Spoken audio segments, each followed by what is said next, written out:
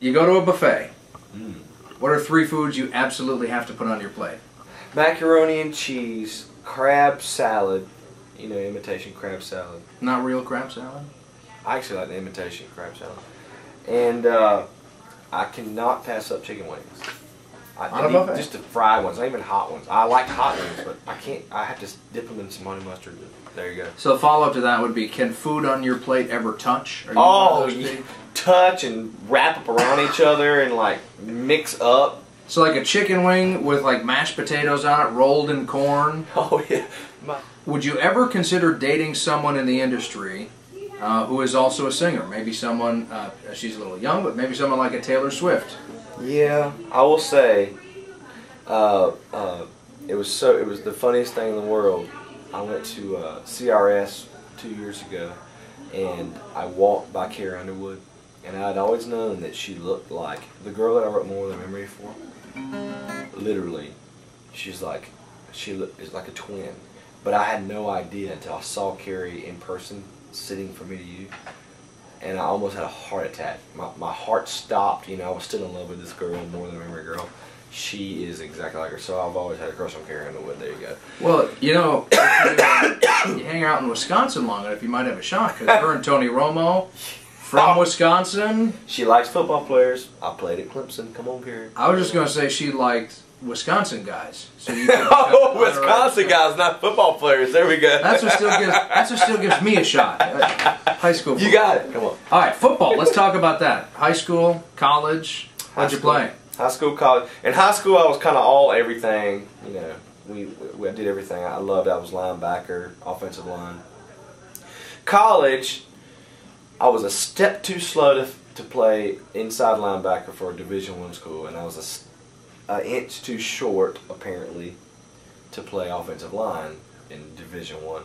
So I was a long snapper, and then I had to earn my way, and I started playing center offensive line for Clemson. Yeah.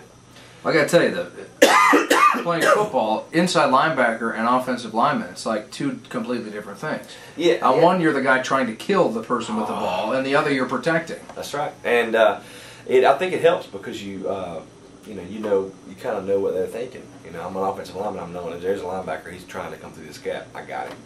Done. Yeah. No one's going to put the swim move on me to get past. That's right. All right.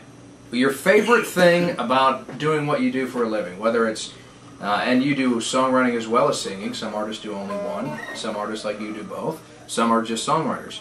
Putting it all together, what's your favorite part of what you do every day for a living?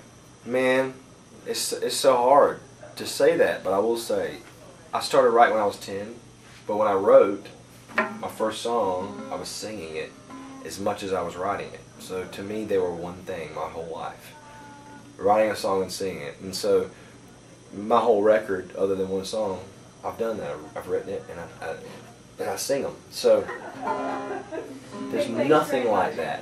I've had a little bit of success with a couple singles, so I get on stage, and if I'm ever in a place where they played, you know, Happy Endings a lot, or She Ain't Right a lot, or Upper Middle Class White Trash a lot, and I start playing it, and the crowd is singing like crazy with a song that I wrote, there's nothing in this world like that at all. Alright, so the $1 million follow-up question to that is, and I can ask you this, since a lot of songwriters don't have the opportunity, well, no other songwriters have ever had the opportunity. You can have a song debut at #1 on the country charts that you wrote, that somebody else sings, in this case Garth Brooks. That accomplishment, or a song that you didn't write, but you sing and release to radio that goes to #1. Which would you prefer? Right now? Well, generally speaking. Okay, so I've had the #1 songwriter. I haven't had the thing as an artist yet. You know, that's hard because sometimes, not that I don't appreciate the whole Garth thing, is unbelievable to me. Unbelievable, and it's been great for me in a million ways. But sometimes I do think about, you know, because I think More Than a Memory could have been maybe a #1 or at least a big hit for me as an artist if I had put it out. So, you know, it's hard to say that. You know, you can't not appreciate what you got as a songwriter. Yeah. But pieces of me. I will say this: I've got a few songs that I think are really, really, really, really special, kind of like that song.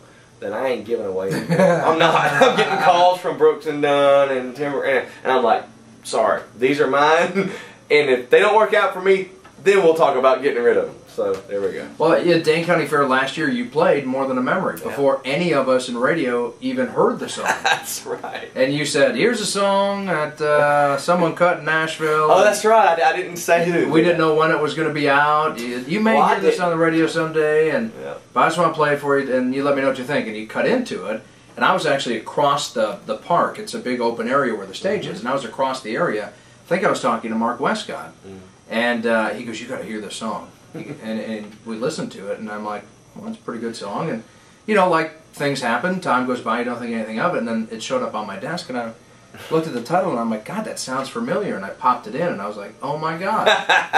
I'm like, you dog. You knew the whole time that Garth Brooks had cut that song. You know what? And we did. We had known kind of that he had cut it, but we didn't know if it was going to be a single. We didn't know anything. So I couldn't go telling everybody that it was going to be anything big, because we didn't know. And it was kind of like, that was brand new last year. It was, and the first time I'd ever played it for anybody ever in public was my first time I'd ever been on the Opry, the Grand Ole Opry. And I got up there, and I got the band to leave, and I was just like, hey, I just got my guitar, and Kyle was on the side of the stage that I wrote with, and I said, come out here, Kyle. And he got on the piano, just the piano and me and a guitar, and I played it for the first time ever live, and I played More Than a Memory. And I got a standing ovation in the middle of the song. When I got through with the first chorus, the first time. wow. That's making my hair stand up. It did for me too. I went, and people started clapping in the middle of the song. And the Grand Ole Opry, a lot of times, you know, they're a quieter crowd, older crowd. They're sitting there to watch. And then there's tourists, and so a lot of times they're respectful and they're quiet. And then a lot of times you don't get a big reaction. Yeah. At the Grand Ole Opry. They're loving it, but they necessarily don't get up and jump up and down. But man, they got up in the middle of that song. First time I ever sang it, and they started clapping. I went, oh, it was my first time at the Grand Ole Opry ever. Did you think at that moment, maybe? Yes. Oh, I made a mistake giving this to Garth. Well, I thought at that moment when I sang that and I got done, and I walked off stage, and my brother and my daddy and my producer, who has been around music his whole life and produced a lot of people, been around the whole industry, was bawling his eyes out with just the whole reaction in the song. That's when I was like, okay, I think the song might be kind of special. Debuted at #1, only song ever to do that.